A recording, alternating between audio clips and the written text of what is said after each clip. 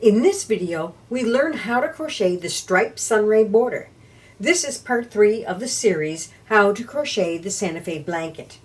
This 9-row border fortifies the community of spirit motifs.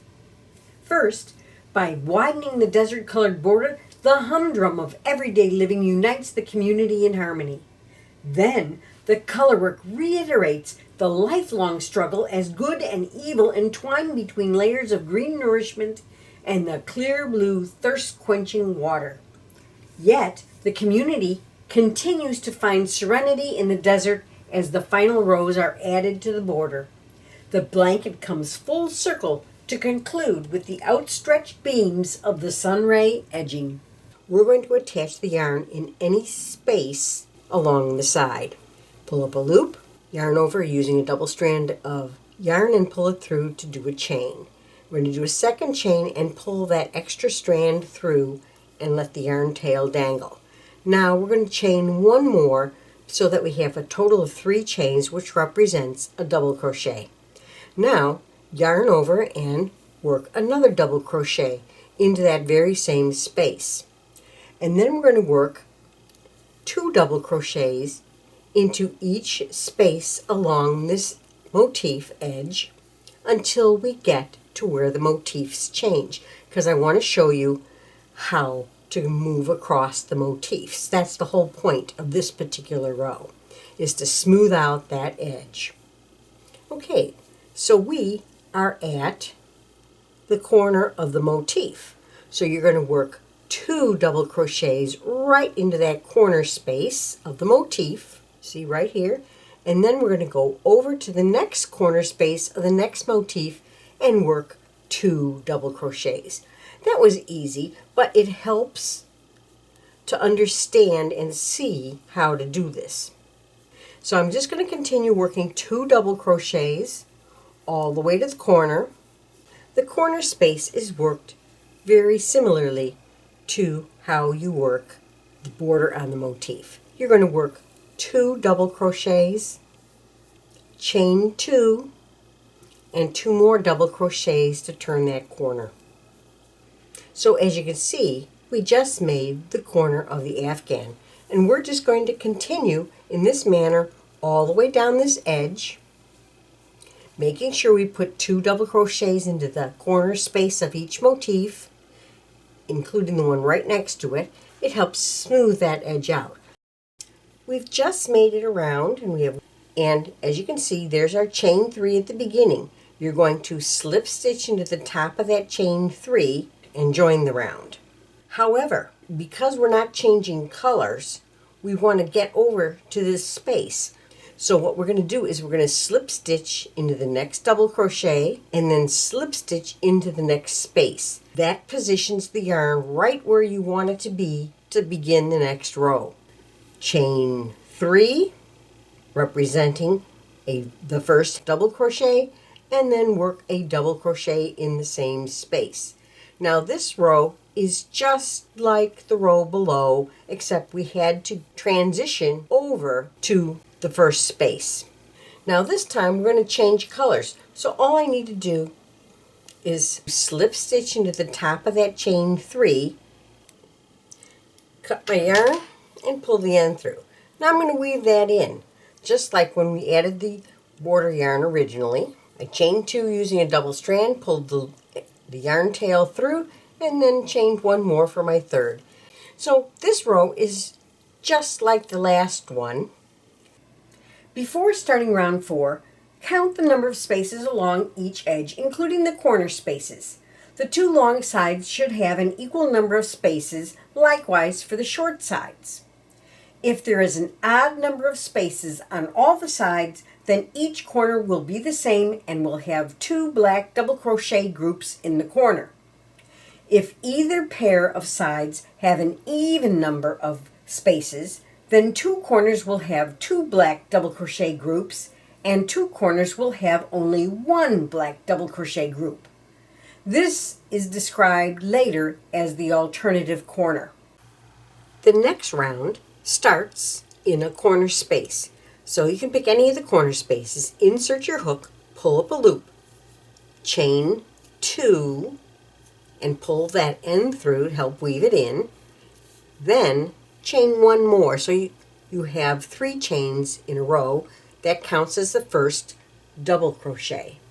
Now we're going to work a second double crochet, chain 3, and 2 more double crochets in the very same corner space. This is the corner space of the afghan, so you'll only do this part 4 times all together. Now you're going to chain 3. Working along the side, you're going to skip the first space and work the double crochet group in the next space. That's 2 double crochets. Chain 3, skip the next one.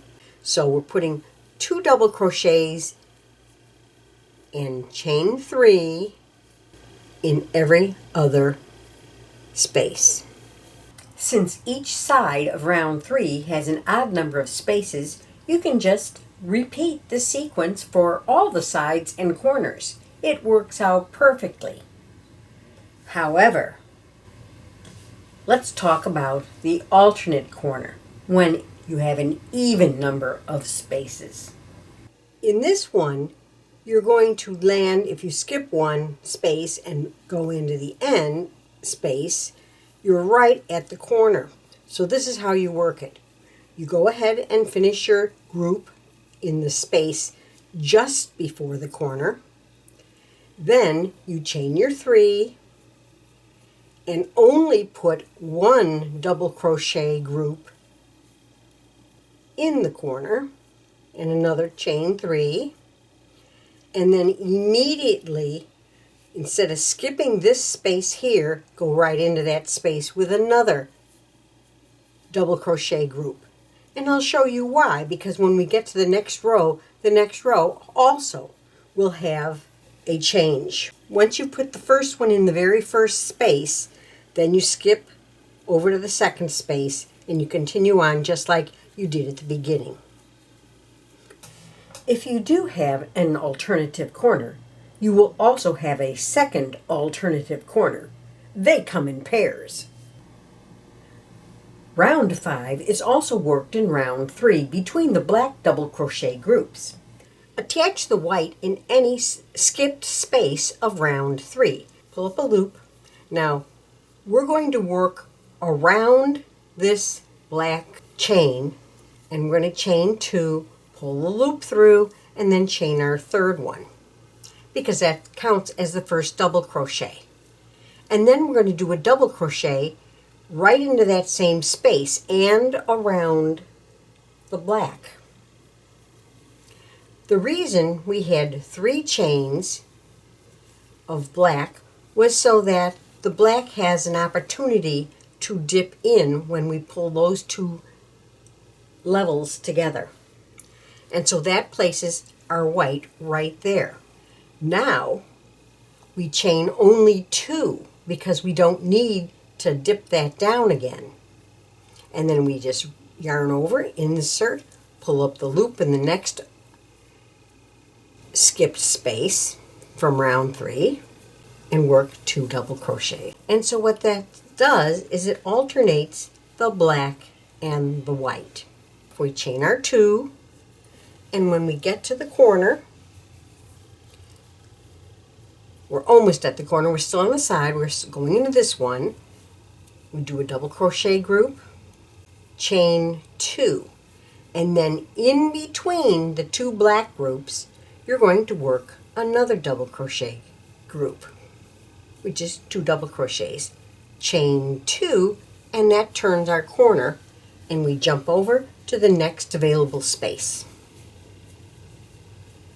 Now, we're going to keep going for just a little bit because I want to come back and talk to you about an alternative corner.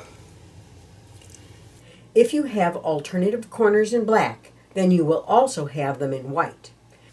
When the standard corner is completed, it has 3 double crochet groups in the black, white, black arrangement. Now when you get to this corner, you're going to have 3 sets of double crochets into that corner. But to keep it alternating, what you're going to do at first is go right into that space and work the 2 double crochet group right there, chain 2, and work your 2nd crochet group in the corner space just after that black group, so that you end up with 3 double crochet groups, 1 white, 1 black, 1 white. That's just opposite of what we do if it's a typical corner. Just like we did when we did the motif, we hold the white together with the black, and you're going to be working through both thicknesses. We're going to insert our hook in any space between a white and black, but you want to be under the black loop and under the white chains. Pick up your yarn, pull up a loop, and we're going to chain 2 once again, pulling the end through to help lock that end down, and then chain 1 more so we have our first double crochet, or a chain 3 that represents a double crochet. And in the very same space, you're going to form another double crochet. Now, because we don't have to spread anything out, we're back to our normal 2 double crochet group, no chains, and then once again under the black and under the white, between the black and the white, and work another double crochet group. This is the row that ties these 2 together. So on the back it looks like that, and on the front it looks like so. This is the last space on the side. We work our 2 double crochets in it. Then between this one here, we do the same thing, 2 double crochets. Then we're going to chain 2, and then between the white and the black over here, we're going to work another group. The chain 2 helps turn the corner right over the white or the center color, because if you had to do the alternative, you're going to have white, black, white. So either way, you work the corner the same way on this row, and all the sides the same way all the way around. Now the next 2 rows are really a repeat of row 2, and so what we want to do is attach our yarn in any side space and work a double crochet group in each space until the corner. In the corner, work 1 double crochet group, chain 2, and another double crochet group. That's it. At the end of round 7 and 8, we're going to slip stitch right into the 3rd chain at the beginning of the round to join. Now, we do need to get over to this next space. So just like before, we're going to slip stitch into the top of the next double crochet and then slip stitch into the space itself. That repositions our yarn right over the space. Now we're going to chain 3, which represents the first double crochet. Then work the 2nd double crochet in the group. Now, this is the fun part. We're going to do the sunray. And watch carefully, because there are a couple little tricks to it. First, we're going to chain 5. 1, 2, 3, 4, and 5. We're going to roll the chain over and find that 3rd loop on the back. Can you see that? And we're going to slip stitch in the 2nd chain from the hook, the 3rd, the 4th, and the 5th. So we have a total of 4 slip stitches there. Now here's the trick. Do you see this front loop on this double crochet right there? Okay, we are going to take our hook and insert it from the back to the front under that loop, and we're going to turn it just a little bit, twist it, and then make a final slip stitch into that stitch. Okay, now let's immediately go into the next group, and we're going to work 2 double crochets in the next space. Chain 5, 1, 2, 3, 4, and 5. Roll it over, slip stitch in the second chain from the hook, and then the next 3 for a total of 4 slip stitches.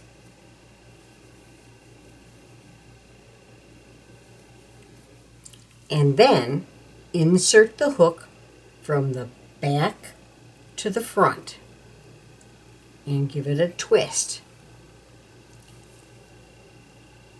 and slip stitch. So we're at the corner now. So we're going to work our first double crochet group in that corner space, chain 5, then work our slip stitches down the back of it, just like we did before.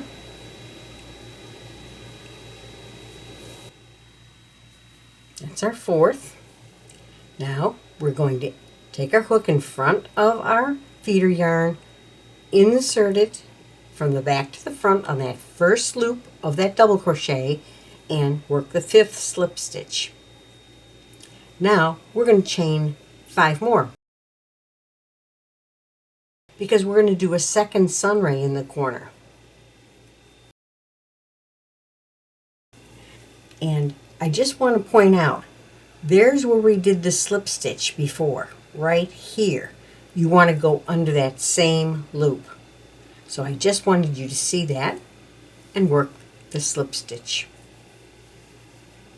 Okay, now we're continuing by working another double crochet group in the corner and a chain 5. And this is going to be the first one along the side.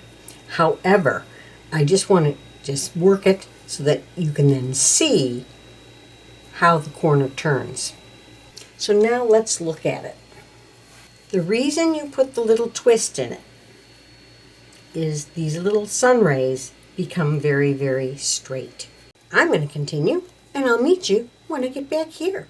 And I'm just finishing the last double crochet group. Now I want you to make sure, because I don't want 2 double crochet groups right next to each other, that you end with the sun ray, and then in the 3rd chain at the beginning of the round, slip stitch to join. And we've just finished and completed our Santa Fe blanket. I hope you enjoyed this video. Please take a moment to subscribe and ring the bell to receive notifications of upcoming videos and events. Happy crocheting!